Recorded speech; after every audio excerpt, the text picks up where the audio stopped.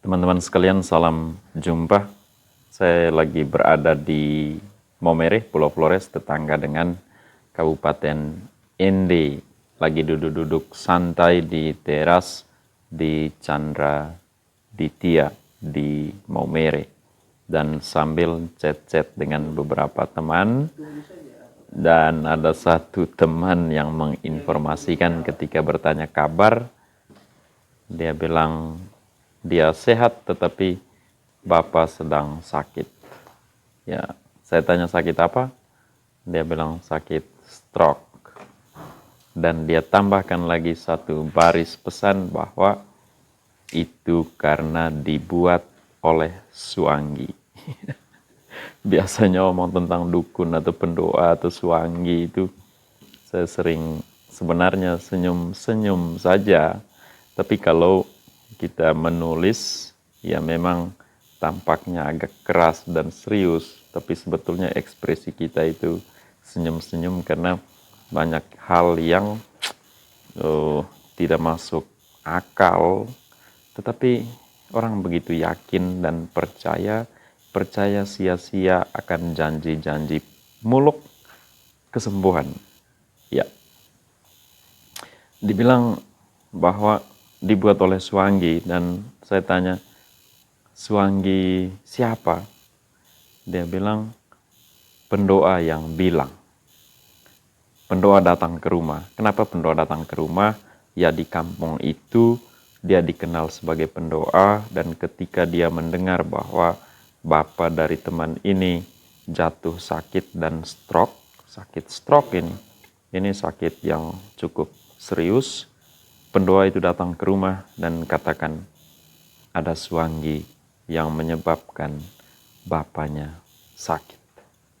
Lalu solusi selanjutnya sekarang adalah dia urut atau dia pijat. Saya memang tidak terlalu tahu bagaimana mengatasi stroke, tetapi kalau stroke itu memang harus segera penanganan medis, itu harus langsung masuk UGD supaya tidak terlambat proses pemulihannya, tidak terlambat penanganannya. Ya, kita anjurkan untuk segera ke rumah sakit agar segera ditangani dengan medis. Dan kita juga kurang lebih beri pesan bahwa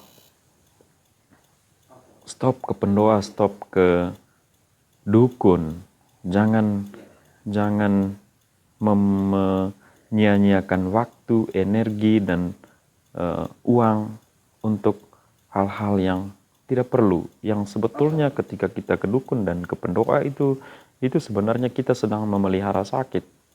Nanti ketika makin parah baru ke medis dan ditangani secara medis, itu kan makin berat pemulihannya.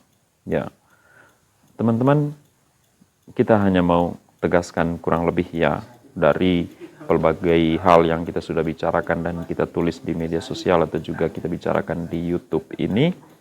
Ya, stoplah ke dukun, stoplah ke pendoa. Orang masih